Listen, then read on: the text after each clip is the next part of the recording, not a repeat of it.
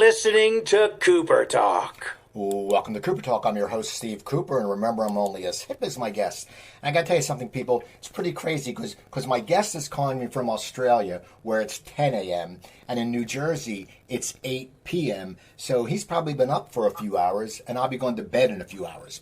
Anyway, my guest is, what can I say? He's such a talented guy. He was one of the founding members of InXS. He's got a great new album. I watched his 2 videos, which I'm a big video guy, and I'm glad that someone's making great videos. And he's an AM, which is a member of the Order of Australia. And my guest is Andrew Farriss. How you doing, Andrew? Hey, Steve. How are you? How are you this evening? I should say. Isn't it weird? Now I got to ask you. You're over in Australia. I know you live on a farm. What is it like with coronavirus over there? Because in America we're going crazy. How's it affecting you guys over there? Yeah, it's it's affected us, and we've had nowhere near the amount of tragic sort of deaths and cases. But then our population is not as great in Australia. But we've still all been in lockdown, and the government's beginning to ease restrictions a little bit for people. But it's been a crazy time. I don't know what else to say. I mean, it's affected everybody in the world. So it's a crazy time. How does it affect your creativity personally? Well, that's a good question. I mean, I guess I'm fortunate, very fortunate in a sense, to live in a remote farm area. And I have a recording studio here and stuff, and but it's a working farm. It's kind of also a working studio, and so I'm really fortunate to be able to not only do my music work, but also to continue with the agricultural work I do on my farm, and that's a balance in my life. I worked in so many different countries and lived in other countries besides Australia. I think I worked in 52 countries with InXS in the end. We toured relentlessly for years. And, but I got to say that I'm really glad I live in a remote area after all this crazy virus stuff. I mean, I feel really fortunate, and it's not why I chose to live the way I live here. Well, I didn't think that would ever happen to us all, Now, how did you get into the agricultural part? I mean, you're a musician, you're a great musician, Right. you're an amazing songwriter, but people don't think, hey, the Andrew from InXS, he has a working farm. How did that happen? Because that fascinates me. Yeah, that's right. Well, it just seems to me, well, first of all, it was something that, especially from years of touring and traveling, living out of a suitcase in hotels and whatever, I was just glad, like most people, to get home and have some stability and, normal time with friends and family or whatever. But more than that, I began to realize the more I traveled and worked, overseas and, traveled around so much, that some things are consistent. Doesn't matter how much technology changes in the world, there'll always be some new device or new way to do something technologically. But we've always got to have food. We've got to have good food, and that's just a basic thing. You can't eat a smartphone, right? Right. Right. It doesn't matter how many gadgets and clever things they stick in it. It doesn't matter, and so that's something that hit home to me the more I traveled and I thought about it. At the end, one thing's for certain, in 2 or 3, 500 years' time, people will still be eating food, Now, how does one learn how to be a farmer? I mean, a musician, you can sit down and you can play the musician and you can take lessons, but to become what goes into it? I mean, were you prepared for it? Is it a lot more work than you thought? Well, yeah, initially I bought a small dairy farm, from an older couple that had retired, and I didn't really know what I was doing, to be honest. I just started rebuilding things, and once you get out in nature and you start observing and you're watching and you learn, and if you enjoy it, then you begin to understand the way things work. Same with machinery too. If you're careful and you ask people's opinions, and if people are good people, they'll help you. Locally, they'll they'll say, why don't you try doing this, or don't do that, or whatever. And so, a lot of it's common sense as you go along. And one of the things that, that we get a bit out of touch with if you're in big cities or even the suburbs sometimes, is just the power of nature. Like we've just come out of the 3-year, the most serious drought in living memory of anyone around here, and there's no one old enough anymore to remember something so serious. We came out of that and went to some horrific bushfires, that destroyed homes and people died, and it was really tragic. And that was out of the drought, and now we're in this pandemic thing, So, but all of it's the power of nature, right? Whether it's a virus or whether it's the weather or whatever you want to call it, it's bigger than you think, and that's part of the reason that I enjoy it, because I like being able to know where I am, who my neighbors are, who's coming down the drive to talk to me, or whatever, and it's just the way I like to live, Now, in January, you were named an AM, a member of the Order of Australia. Tell my listeners what exactly is that? And I looked it up. That's like a really, really high honor. Yeah, it's pretty full on. I mean, the next highest honor is military grade, and I certainly don't feel like I'm in that league at all. The people who put themselves in harm's way for our countries, that's a whole other deal. But still, it's a big thing, and I was kind of surprised, to be honest. I was a little overwhelmed. I mean, I wish my parents were still alive to be able to see me get something like that. I couldn't believe it, But my family and my friends and mates or whatever, they thought it was good, but I do something in order to be eligible, and for the government to want to give you something like that. You need to be doing some sort of community work for people, or doing the greater good. It's not about you; it's about everybody. It's about other people, And I worked for the university for a while in Canberra. They offered me a fellowship, gave me a fancy title in an office, which I never dreamed I'd have, and they put my name on the door, and I worked out of there with young people for a long time. And then after that, I began to realize I want to make music again. I want to make my own music, and that's how I ended up in a full circle again, doing my own music. But I've also been doing, shows like benefit shows. I had a big benefit show here for the drought relief, and I was a part of that. And I think all those things were kind of, I didn't realize they were adding up to someone somewhere that they would give me an award like that. I don't know. To be honest, Steve, I was amazed they gave it to me at all. Yeah. No, I'm like, what's this? Yeah. But it's like, wow. Because it's funny, because when I look you up, it says AM next to your name. And I'm like, what's AM? So I had to go look for it. And I go, AM's pretty damn big. I'm like, Jesus, that's almost like royalty. It means I get up early in the morning, right? Yeah. So you said you went full circle to write your own music. Tell me about the album. It's sort of got a country sound to it. I've heard the 2 songs, the 2 videos. How do you embark on writing an album when people do know you, because you're such a prolific songwriter with InXS? How do you, as an artist, sit there and say, I loved when I wrote for InXS, but I don't want it to sound like InXS because that's an earlier part of my life? Yeah, right. I mean, exactly. That's the question, and I struggled with that idea myself. I think that's why I never embarked on a solo career or started my own music career a little earlier, is because of that exact question.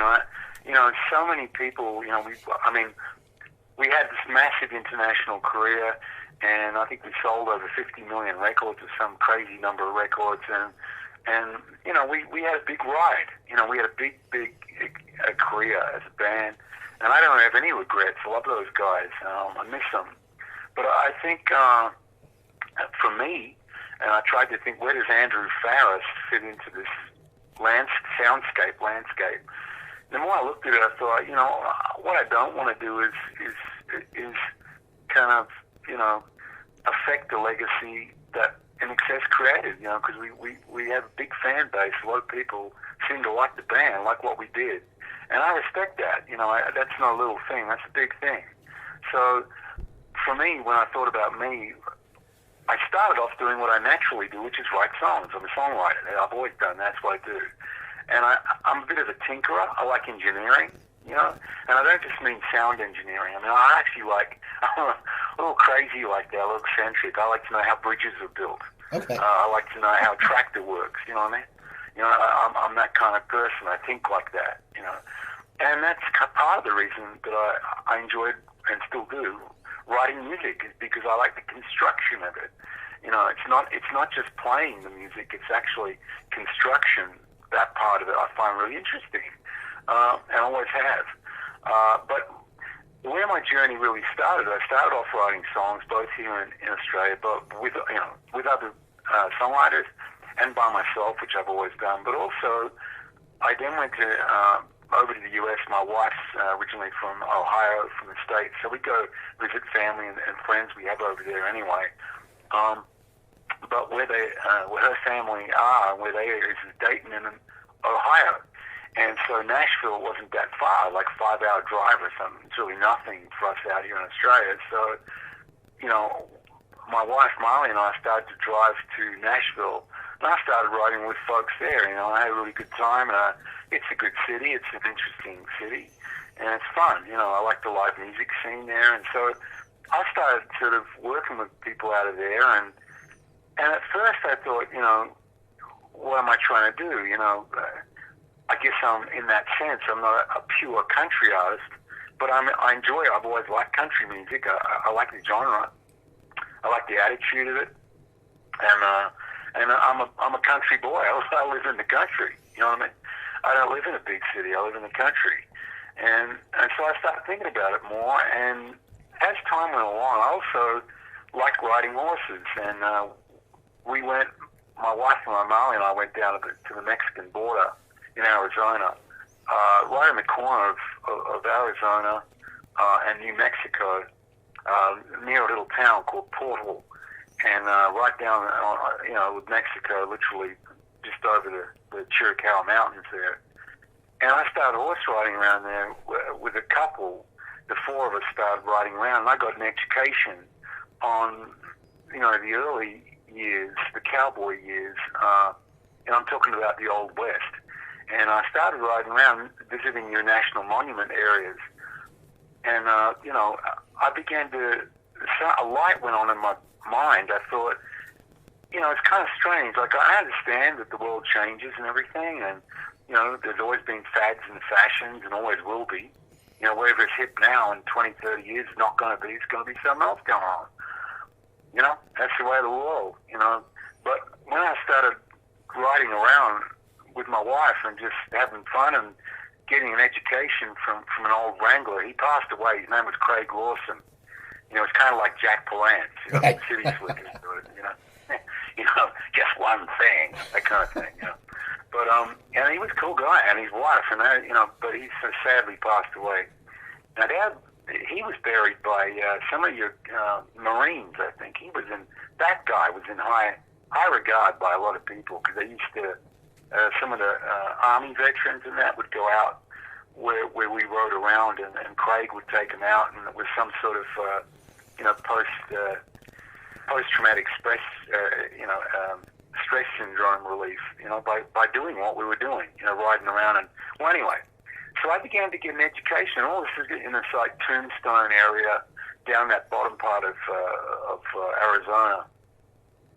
And I began to think more and more about the era, you know, and we were in a very remote area, and I live in a remote area now, and we had bush rangers here in Australia, you know, outlaws and crazy guys that ran around, you know, getting up to no good with firearms and horses or whatever.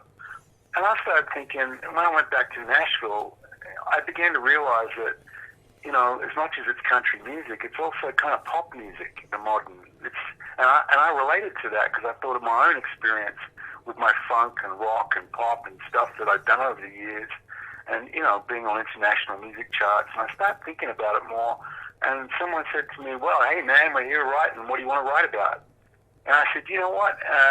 You know, I don't know that I really want to write about the stuff that I normally, you know, people want to write about in Nashville. I want to write about the Old West. I want to write about the sort of people that were riding around out there 100 years ago. What was their life like? How did they eat? How did they what were they drinking? Where did they live? How did they sleep? What was going on? And because if you stop and think about it for a minute, that is what influenced early country music. It's folk music and all those classical instruments, that it went from being a violin to a fiddle, and then you had mandolins. That, all the background of those early country music instruments all came from folk music and from 50 years ago. And so I thought, well, I guess that's how those same things would have affected the early country people, artists, such as your Hank Williamses and Johnny Cash's and Roy Rogers and Willie Nelson. They all said they want to be cowboys. They didn't say they wanted to be truckers. You know what I mean? Right.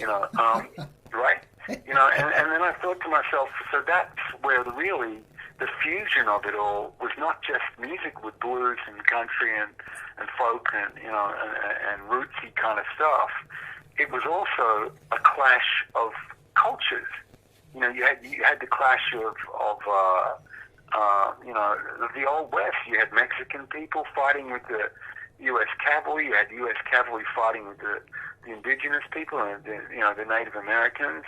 The Apache Indians in the case of the area that I was riding around in. And, all this was going on, and I thought, why doesn't anyone write about this stuff? It's incredible. And it's living history. It's like what actually happened. It's not bullshit. That's what went down, And so I started saying to people, and I think they looked at me like I was loopy or something. I probably am loopy anyway, but they said, you want to write about that? And I said, yeah, that's what I want to write about, is that era. And I started looking into the clothing of it, and Marley and I started researching what people used to wear, and why they wore what they wore. The reasons they wore a lot of the clothes they wore wasn't just for fashion. Yeah, sure, it was partly fashion. Most of it was for practical reasons. Like a duster, a big coat that they wore was because they lived out in the open. They often, they didn't have cars, and even before the railroad, they had to ride a horse to get anywhere, or be on a horse in a cart. So you'd need some sort of coat to keep the weather off you, and that's why the coats look like they look. And a lot of it was born from the military too, from cavalry. The reason they wore long leather boots on the outside of their pants wasn't because it looked cool or whatever. It was because they didn't want the inside of their calf, of their leg, to get chafed on the leather from riding a horse. Like, all that stuff began to occur to me that it put a different perspective in my mind. It's not Hollywood. It's not a fantasy. Like, it's all real. And that's where I guess I started my journey. And I thought, I want to go down this road, and I don't care if everyone thinks I'm crazy, but I like this, Now, so that's how it started. Now, is it hard when you start an album, a solo album, because as we'd say, InXS was a different kind of music, and you had albums that had so many hits. Do you think about that when you're writing a new album, or do you go, screw it, I'm doing this album for me because I fell in love with this culture and I want to follow that? Yeah, exactly. That's right. That's exactly right. I just felt, I actually had a very kind of moving, I don't know how to explain this. These sort of conversations never translate very well, but I'm going to do my best to try. I was camping out, Marley and I were camping, when I say camping, we were in an old stone house at the base of the Chiricahua Mountains, and the wind was howling through the mountains. It was very windy, it was cold. And I kind of heard this melody in my head, like an old sad kind of melody and it kind of spooked me. It was, I don't know, it was a little weird. And but it wasn't like a happy pop melody or anything like, it wasn't about that. I was very moved emotionally by that area. I get the feeling that a lot of people went through a lot of hardship in that area, and people lived and died for the things they believed in, in those areas, and there was trouble, but beyond all that, it's beautiful. It's like, geographically, it's beautiful. you know. And same with areas out remote areas in Australia. It's the same thing. And you know, that's right. You know, I said to myself, look, I'm gonna do this. I'm gonna follow this path. Something's telling me, my instinct's telling me I should do this. And I guess, to be honest with you as well, it's easier for me to become that person than to try and relive the years I was with InXS, because that's not what I'm doing now. That's not who I am. I'm doing something else. And so I really am proud of my years I spent with those guys. I don't regret anything. We did some amazing stuff together, but it's not what I'm doing now. You know. Now, how has your writing style changed? I know with InXS, what was your writing style with InXS? Was it you with Michael a lot? How was that? And then how is it when you do it by yourself now? Do you still keep the same process, or do you do something completely different? Yeah, I do things, you know, very differently. Well, first of all, Michael and I worked in a certain pattern together. I wouldn't say it's exactly a formula. It was more practical, where Michael never really played a musical instrument. His musical instrument was his voice, and what a voice. I mean, wow. Right. You know? But he didn't play instruments, and he was never trained musically. So he had no real, you know, mathematical idea of music, you know, theory.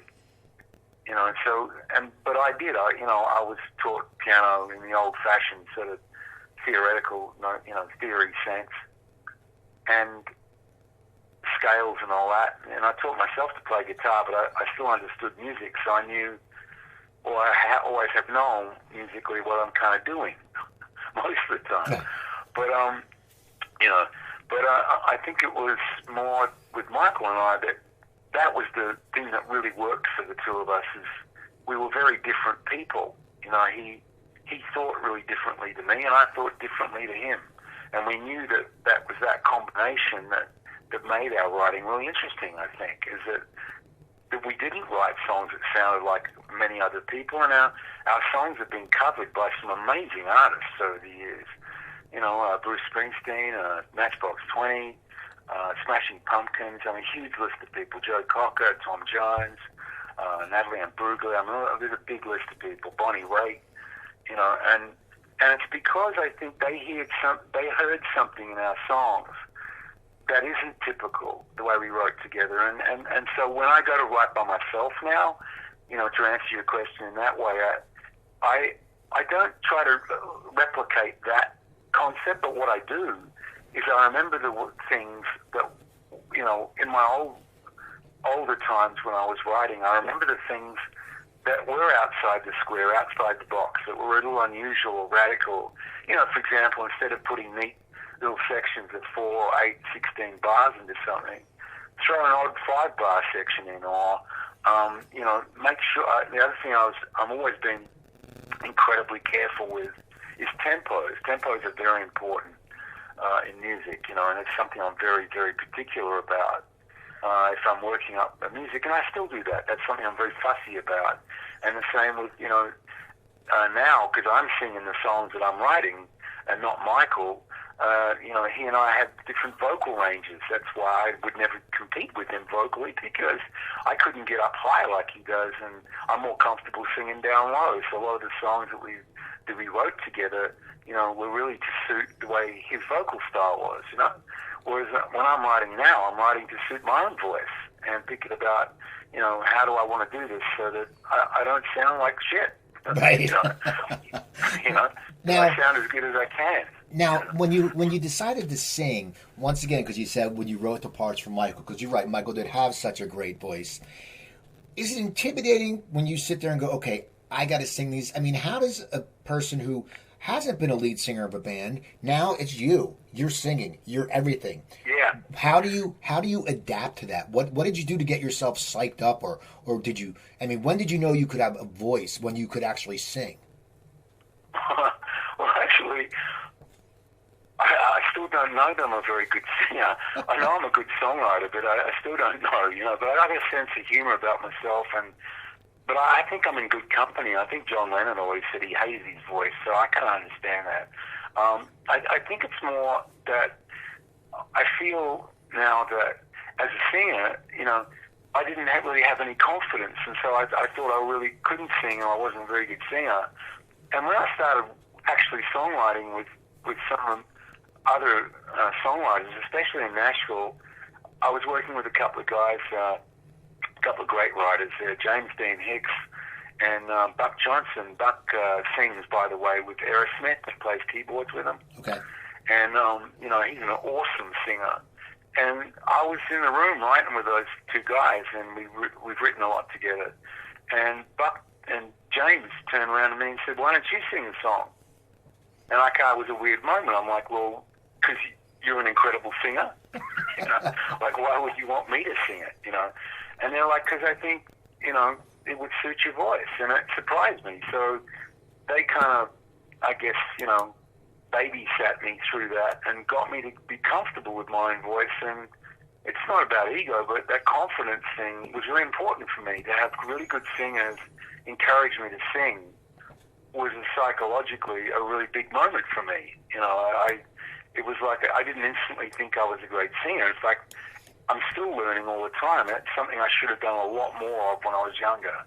But, it was, when you get in a band, and you've been in a band for a long time, I don't care what anyone says, the reason the bands work is because you're all parts of a machine, like a cog in a wheel, And if you get too far out of your box that you're supposed to be in, weird things happen in the band,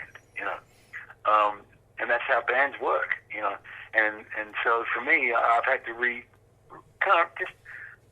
no regrets, but I look at things differently now than I used to. That's all, Now, you have two singles out right now. We have the videos up, and what was the difference of you? Did you pick these two singles, and then when you were in InXS, did the record companies pick the singles, or how does that work?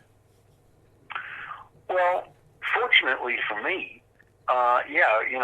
over the years, in the old days, record companies, management, producers, would often, choose certain songs they thought would make good singles. But fortunately for me, they were songs I'd written. So I'm like, well, I don't care, pick anyone, go for it. You know what I mean? Like, I wrote the song. If you like it, put it out. It was just that simple. I wasn't hung up about it. Whereas now, I'm a little different, where I'm thinking, because I now have an Andrew Farriss solo career, and I'm thinking about other things, like where do I want to position myself, why do I want this song out there, and what am I trying to say to people, or what am I trying to project to people, And so I'm thinking about it for different reasons than I would have in the past. But I'm still proud of the fact that I'm still writing or co-writing all the songs that I'm releasing, I mean, I might record a couple of covers as I go along of other artists I've always loved, but I'm still writing, and it's something I'm proud of. I like my songs, and I don't know if they're the best songs ever, but I like my songs, and other people seem to like them. So I'm feeling good about that. But I've released two singles so far. It's "Come Midnight" and "Good Mama Bad," and as I call it, we've got a cowboy theme running in these videos, and I'm glad you like the videos, because I put a lot of effort along with Marley, my wife, and into these videos. We've shot more of them too, by the way. And because of this pandemic thing, I stopped releasing product for a while, because I didn't know whether the world was ending or some weird shit was going on out there, And I just wanted to wait and see a little bit what was going to unfold, and now I can see a little bit of light at the end of the tunnel for everybody. I hope that we'll return to something a little bit more normal before it all started, and I'm feeling a little bit better, a little bit more at ease about the idea of releasing some more material.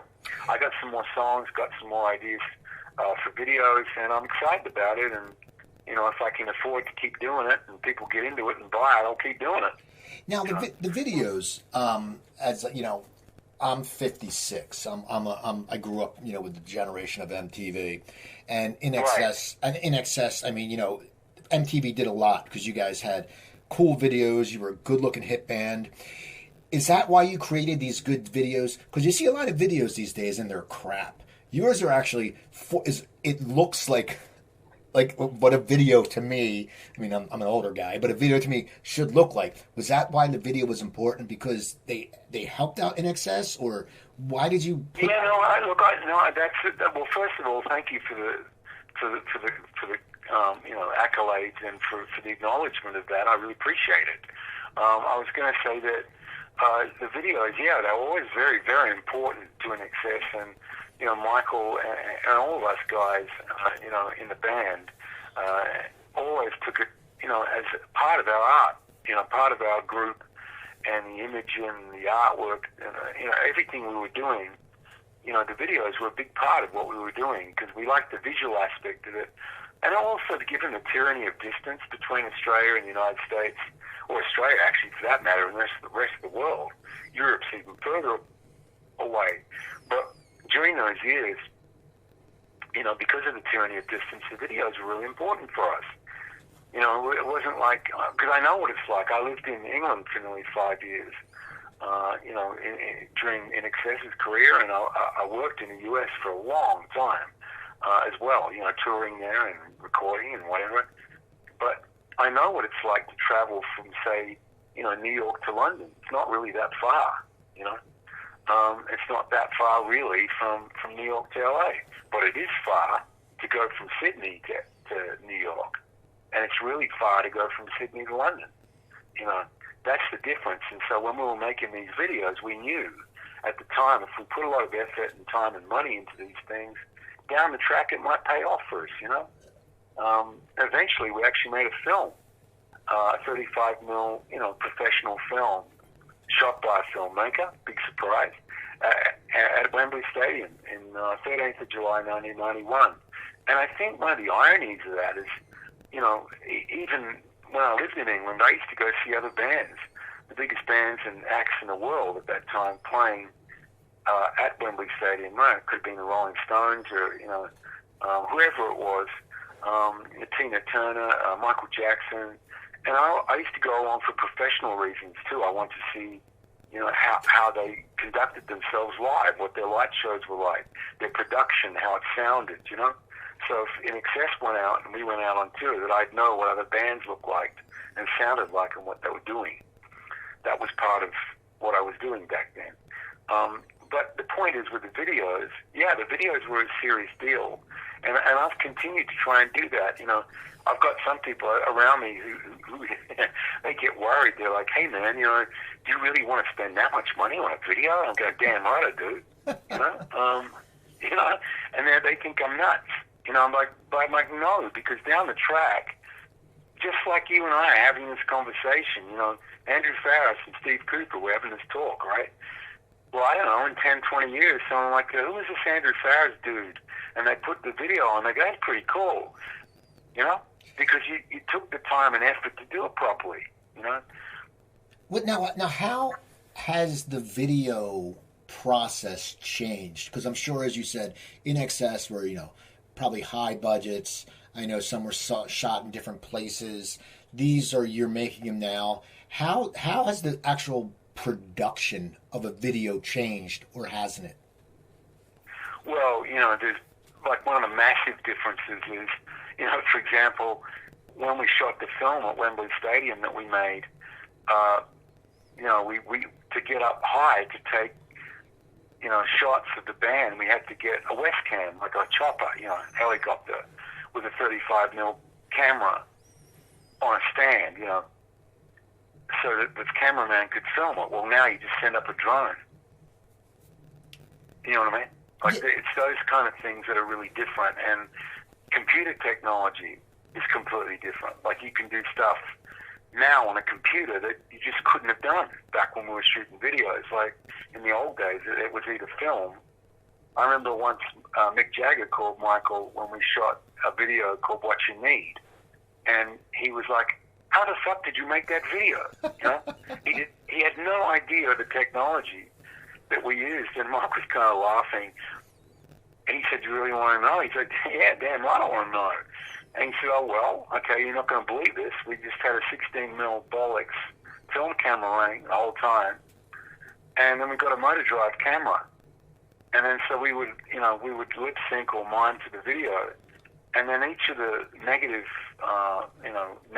from the still camera were hand colored, and then sequenced and played back in real time. And the whole video, that part of it, was developed by like a drugstore down the road for like $200, you know. And he was like, "You've got to be kidding me!" Like, no, I said, well, that's how we did it. You know, it was a lot of how you make great visual or video or even film.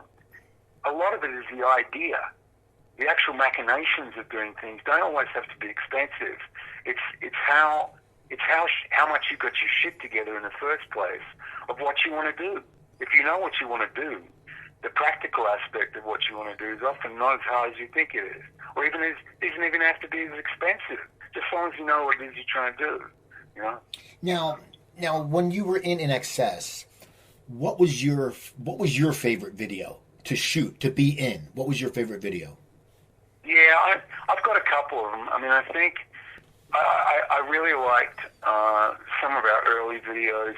Don't Change, was one I really liked, and it's such a banned video, you know, in every pub in Australia and so many bars in the US and Canada and all around the world, people had covered that song, you know, and because it looks like just a band, you know. And then there was more wacky kind of out there videos as well, like Original Sin. We shot that in Tokyo with a Japanese biker gang. You know, that was pretty weird. And then, you know, we shot another video while we were there in Tokyo. This had been about 1983 for a song we had called I Send a Message. And the head monk of the famous, beautiful old wooden temple in Tokyo, you know, where Hirohito and, the really very serious cultural icon, this big, huge. Well, somehow they let us in there to shoot a video. We're young Australian guys in our early 20s, you know, and we're in this beautiful old Buddhist temple, and the head monk, you know, he's bald and he's got the flowing robes, you know, the purple and yellow and Buddhist gear on with the thongs or whatever, not thongs, sorry, flip flops, whatever it is you guys call them, and he's. You know, Michael and I saw him, and we said to him, "Excuse me, sir, we are so grateful that you let us in here after 800 years. You know, we're the only gaijin you've ever let in here to shoot videos. Why us? You know, after 800 years of separation, you know." And he goes, "Because I like to play the trumpet." And he picks up this trumpet and goes, "Da-da-da-da-da-da." I'm going, "You've got to be kidding me." You know what I mean? Like, how Buddhist is that? You know, like, there is no reason at all. He just likes to play trumpet. You know, like, it's bizarre. Like, in other words, we're musicians, so he relates to us. You know? Now, how did you hook up with were they real bikers? Yeah, they were, except the difference between, say, you know, an Aussie or, American bikie gang is they had plastic guns, you know. Seriously, you know. But they I wouldn't like to mess around with those dudes. They kind of look rough to me. And yeah, but you know, and that was the early years. Later on, the videos we shot for, I think it was Devil Inside and New Sensation, Guns in the Sky, Never Tear Us Apart. Those videos, the last three I just said, were shot in communist Czechoslovakia. We went over there and we went to shoot video there, and boy, that was an interesting experience. Beautiful place, a Bohemian, Prague, the city, incredible. Then you can see this sort of sad reflection when we got there of what the communists built, you know, with all grey concrete. And then you've got this unbelievable city, which in my mind is all equals, if not more beautiful than Paris, with this old Bohemian, buildings everywhere, the old Prague. And, well, anyway, we're there shooting videos, and it's communist, you know. And there was two guys with pork pie hats on, fedoras and trench coats, pretending to read newspapers on the other side of the old bridge where we were shooting video. And the video producer, a Scottish guy called Ian Brown, he walks over the bridge. He goes, "You don't need to stand there pretending that that we don't know what we're doing. You're watching what we're doing, are you? You know, and and they look real uncomfortable. And he says, "Why don't you come over on the other side where we're shooting the video and have some storage matter or something?" You know, so they did, and they came over and they sat with us, and they went everywhere with us after that. Everywhere we went, we had these sort of, I don't know what they were, I guess KGB or something, wandering around with us everywhere. So a lot of it to me is not just about the videos, it's about the weird, funky experiences that happen while you're shooting them.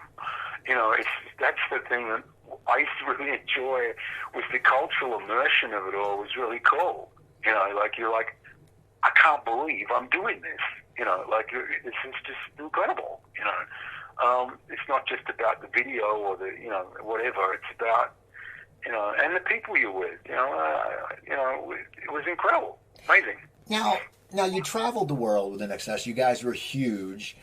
Could you enjoy cities when you visited, or was it get up, do press, do a sound check, go to the hotel because you guys would get swamped? I mean, what is that like when you fly into a beautiful city, or you see a beautiful city and go, man, I really want to check this out, but you can't? Well, I guess it's, you know, it's like going to a titty bar, you know. But yeah, you know, but yeah, I know what you mean. You can look at it, but you can't enjoy it because you're busy, you know. But the point is that what I'm trying to say, you know, seriously, is that yeah, you know, you miss out on a lot of things. But I think it's not so much the that side of it to me that I think a lot of people don't fully understand, is that when a lot of these big touring acts or artists come into your town to play, you know, what the part of it is that is difficult for people is that, you know, you don't have your family there with you. You don't have your friends to share it with. You're not like, you know, you can try to carry them around with you, but it's not going to be something you can do for 12 months or 14 months, you know. And so I think that part of it is difficult, you know. It's on par in that sense with the same sort of sacrifice that people in corporate situations or even the military, I guess, have to make to be away from family and friends to do what they do, you know. Now, you said, you know, with your solo album and the songs, you immersed yourself in that culture, and you learned it, and you and your wife did research. Now, because InXS had so much different kinds of music, what did you listen to as a kid, and what influenced you to follow the path in your writing? Right. Well, see, you know, when my brothers and I, because my brothers were also obviously in InXS, it was my brother Tim, and obviously my name's Andrew, and then my younger brother John. And when we were kids, we grew up in Perth in Western Australia. Now, if you look at Perth on Google Maps or whatever, Perth in Western Australia is the most isolated city geographically in the world. Did you know that? No, I didn't. Yeah. Most people don't. And to the west of Perth, you just have the Indian Ocean till you come to a different continent. And to the west, to the east of Perth, you've got like 2,500 miles or something till you get to Adelaide, the next city. If you go north, you've got like 3,000 miles till you get to Darwin. And if you go south, you get to Antarctica, you know, where the penguins are. Right. And it's pretty isolated. And when we were little kids growing up there in the 60s, radio, you know, there was nothing really that sophisticated about it. And we didn't have formats, really. You might have a classical station, a government-run station. You might have had 2 or 3 AM stations. But even the AM stations would all play whatever they felt like playing.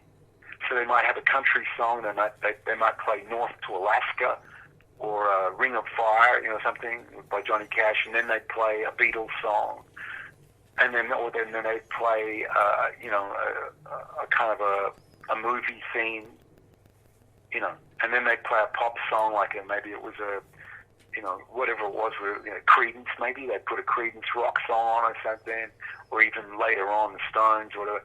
But all of that stuff they had on the one radio station. So when we were kids, I always thought, you know, naively, because I didn't realize that that's what the rest of the world did. So, you know, like in the US, you've got, 50 different separate, formats, don't you, on radio or something? I don't know how many you got there? So many. Right. And what I'm saying is that when we were kids, we didn't know that there was such a thing as that. And that was one of the reasons when I started writing music, I wasn't really hung up or didn't think it was that important that I wrote only this kind of music or only that kind of music. To me, and I still think like that, when I write music, I'll draw influences from every kind of music. It doesn't bother me. It's all music.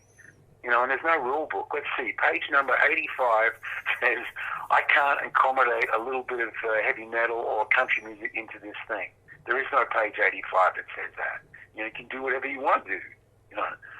You can put EDM in with classical music. You can put jazz in with funk. You can put, funk in with, EDM. I said, whatever it is you want to do, and so that's kind of what I'm saying, is that's how I thought of it, and I still do when I write.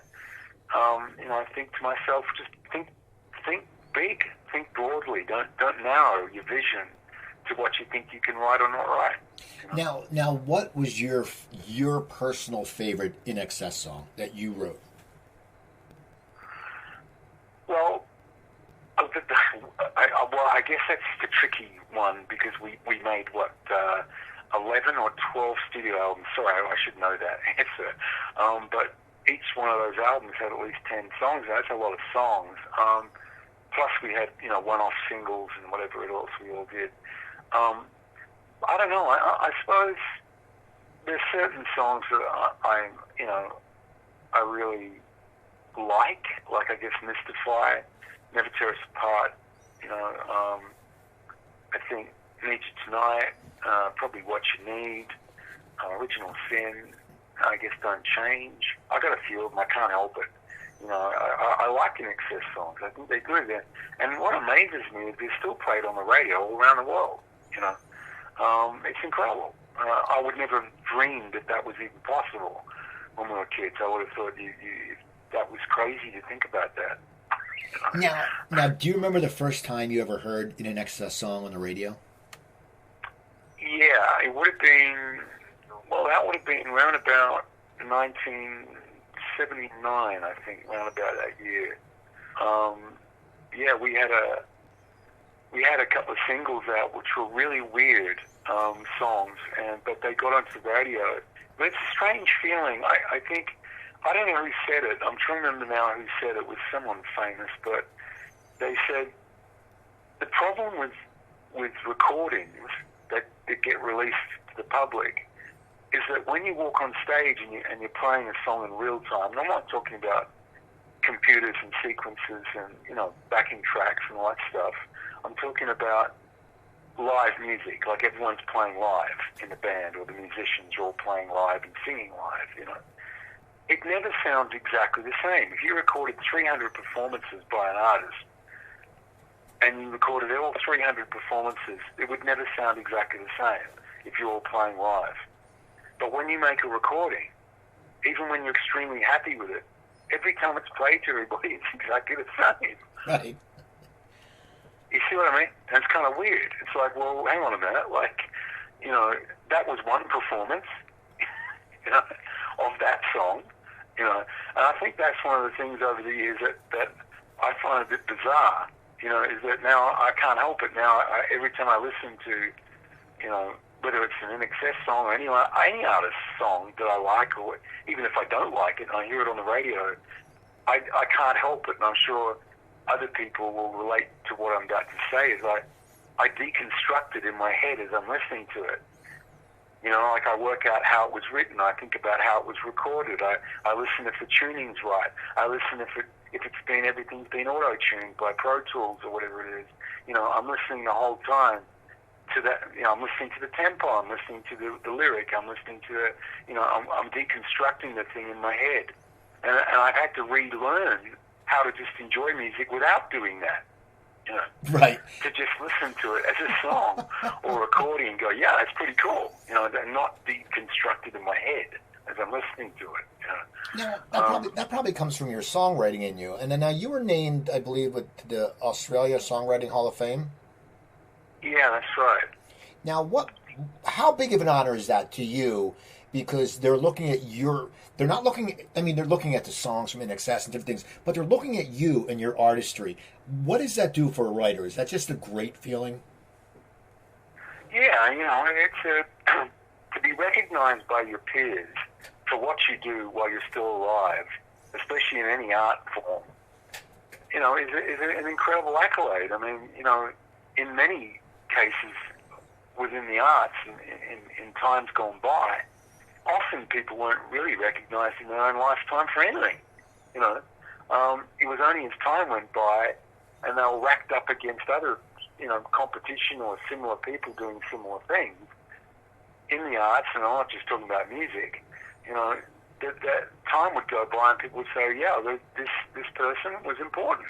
What they did, what they contributed to the art form that they were in was significant, I mean, we're still doing it, aren't we? We do it with in the classical sense. We're looking back at the ancient, Michelangelos and Da Vinci's, and then more modern times, classical music. You go back and you look at your Mozarts and Beethovens, and then in the world we're in now, I think one area that is going to be a curiosity, and it's hard to know where it's going, is the ever-increasing use of technology within music.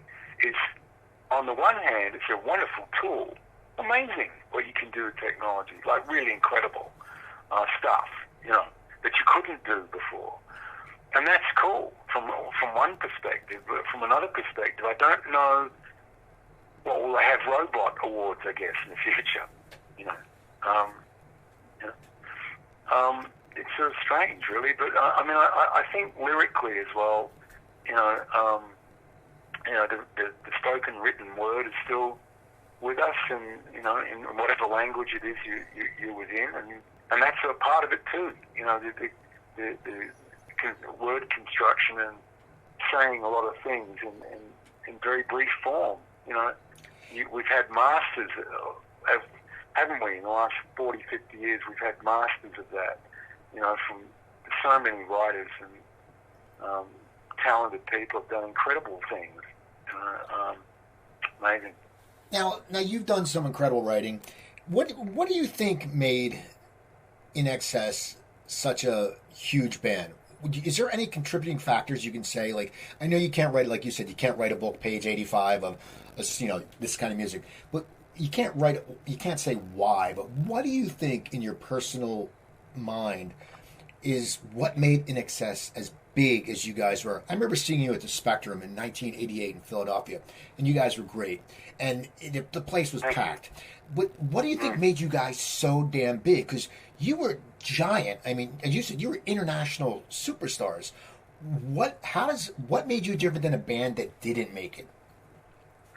Well, that's a good question. I think part of it is in the stars, like part of it's kind of, I don't know. And then again, it's the old saying, it's, 1% inspiration, 99% hard work. A lot of the time with us guys, we went and did things and put ourselves into extraordinary situations and worked too hard in many ways. That's one thing I used to notice, is that I'd come back from some of the tours we used to do, and I'd talk to friends or whatever, and they'd say, what have you been doing? And a lot of the time I couldn't even explain what I've been doing, because it sounded like, I'd be full of shit, because I'd be making stuff up about what I've been doing in reality. And I say, well, what have you been doing? I go to work every day, and I go play golf, and I go over here, and I do this, and I do that, and I'm working my job, and I'm raising my kids, and then you go, well, and then you think about what you've been doing out there, promoting what it is you're doing with your art or music, and it can be pretty surreal. I would say one of the things that's a double-edged sword. I think that was one of the things that made InXS really a potent thing, is that we did things that other people wouldn't do. You know, we toured really hard. We did tours that other people may not have wanted to do. There wasn't enough money in it for them, or it was too much work, or we're just working too hard. But we worked really hard, and you know, I'm proud of all of us guys for doing that, because you know, we didn't take an easy road. We took the hard road a lot of the time. But you know, there were people before us that had done that, like AC/DC had done that, and out of Australia, they did the same sort of thing, you know. One thing I learned with all of that is the biggest artists in the world, the biggest touring acts in the world that you can think of that still can fill a stadium or whatever, you know, make no mistake, they have that same work ethic. You know, that all of those people work harder than they need to do that. Now, you said, you know, you guys were potent. When in your eyes, and you guys had a long career, when in your eyes do you think the band was the tightest and the strongest? You know, because I talked to Rudy Sarzo, who played with Ozzy, and he said when it was him, Tommy Aldridge, Randy Rhoads, and Ozzy, he said that band was so damn tight. When do you think was your tightest? I mean, you guys were great for years. When did you think you're as an artist that you just felt a complete synergy on stage, better than any other time? Yeah, well, exactly. I mean, I think in the really early years, we were probably technically the best musicians we ever were. With the very early years, I remember we did demos, you know, for a label somewhere in Sydney, you know, in the late 70s, and we did some recordings, and there was a guy in an older band who'd been successful in Australia, and someone in our band asked to find out what he thought of us, go and ask him what he thought of us, and I think he said something like, yeah, they're a good band, but they're too good musically, whatever that means, because we were technically really good. But I actually think we got better later on when we loosened up a bit and jammed some stuff a little bit more, rather than playing exactly the same thing every night, that we moved some of it around, you know, and had some fun with the music. I think that's when we were really hitting our stride, in my opinion. Probably around about mid-'80s, somewhere around that period, you know, mid to late 80s, we were really on fire, because we knew how to play it safe and how to play it exactly like the record, but we also knew enough to know how to modulate stuff in it. We invite guest musicians on stage. You know, it could have been Charlie Musselwhite, the blues legend, harp player. It could have been, you know, Dave Stewart from the Eurythmics. Lots of people want to get up and jam with us, and we'd say, yeah, go for it. And then we'd extend a section or whatever, and people just do whatever they're going to do. But, you know, I think a lot of things that happen with us like that is something I always admired about the guys in InXS. A great musician, you know, Kurt Pengilly on saxophone, guitar, and vocals, great musician. My older brother Tim, amazing guitar player. My younger brother John, amazing drummer, great singer. And then Gary, amazing bass player, good singer. And of course, then Michael and myself. And, you know, so we were a tight unit. You know, we didn't miss much, and we enjoyed playing together. It sounds funny, but just because you're on stage doesn't mean it has to be a sentence. You got to enjoy yourself. You know. Now, did you prefer a huge crowd, a medium crowd, or a smaller crowd? You personally, I mean, I'm sure the high of playing Wembley is amazing, but you as a musician and just focusing and performing, what did you like the best? Yeah, I think my favorite show, were the sheds in the US, actually. Open air, but most of the show would be undercover, you know? And those amphitheaters, often the sound would sound fantastic because the sound didn't bounce back off walls. You know, they were some of my favorite shows that I loved to play, with those amphitheaters and outdoor festivals, you know, where, I don't know, just you're more you're out in nature. There you go. That's right where we started the conversation.